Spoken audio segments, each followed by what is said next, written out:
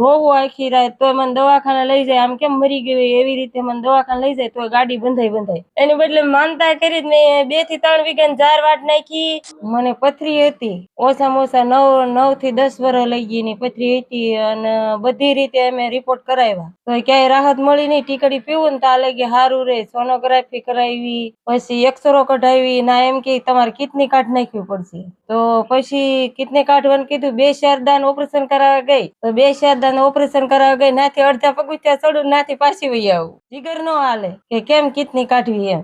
પછી બહુ બધા કેટલાય ધામમાં રખડી ગયા, જ્યાં મોટા મોટા ધામ હતા, પણ નાય તે મેં માનતા બાંધતા બહુ કરી, ક્યાંય મને ફરક પડ્યો નહીં. પછી પાછા અમે વિડીયો જોયો કાકા બળિયા બાપાનો, મેં પછી મારા ભાણીએ માનતા કરી, મારા છોકરાએ માનતા કરી, દાદા મારી માને સારું થઈ જવું પડે કે મારા છોકરાએ માનતા કરી. એના 15 દિવસ ત્યાં માનતા કરીને જીભ કસરાઈ તા 1 દી માં મને સારું થઈ ગયું.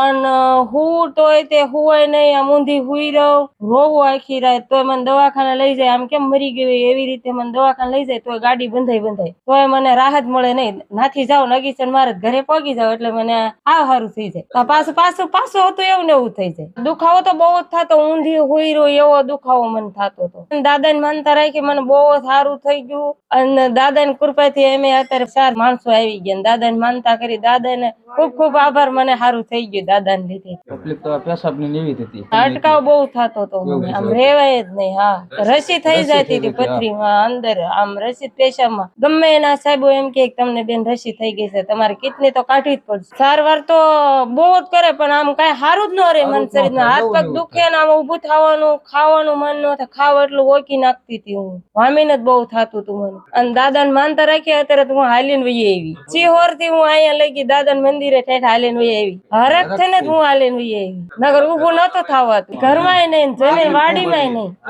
નહીં, વાડીનું કામ કશું નતું થતું. એની બદલે માનતા કરી મેં 2 થી 3 વીઘાની ઝાર વાટ નાખી, પછી ઝાર વાટ નાખી, જીરું ક્યાંય નાખ્યું. દાદા ને માનતા 9 કિલોમીટર હું હાલીને આવી. ખાલી વિડીયો મારી મમ્મી ને ખબર નથી, એને માનતા કરી, મેં માનતા રાખી, માનતા કરી તરત જ પછી મને 1 દિવસમાં ફેર પડી ગયો. તકલીફ બહુ હતી, ઘણા દવાખાના ફેરવા, ભાવનગર લઈ ગયેલા, બોટાદ લઈ ગયેલા, કુંડળ, ગારિયાધાર, બધે હોસ્પિટલોમાં દવામાં સારવાર કરી. તકલીફ તો એની જ રહી. 2 દિવસ સારું થાય, 2 દિવસમાં પાછું તકલીફ થાય મને. દાદા ની કૃપાથી મને બહુ સારું થઈ ગયું. હું રાજી એટલી થઈ ગઈ છું. જય કાકા બળિયા દાદા, હવના કામ કરતા રહેજો.